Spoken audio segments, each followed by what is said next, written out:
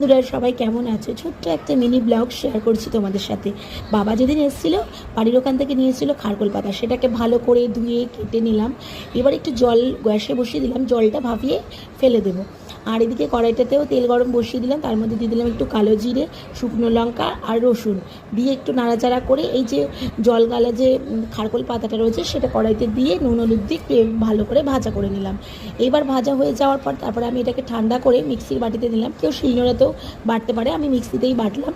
আর দেখো পেস্টটা হয়ে গেছে। আবার কড়াইতে সর্ষের তেল দিয়ে, আর এটা সর্ষের তেলেই বন্ধুরা বেশি ভালো লাগে, আমি তখন রিফাইন তেল দিয়ে দিয়েছি। তারপরে ওই মিশ্রণটা এবার ভালো করে টানিয়ে নেবো আস্তে আস্তে।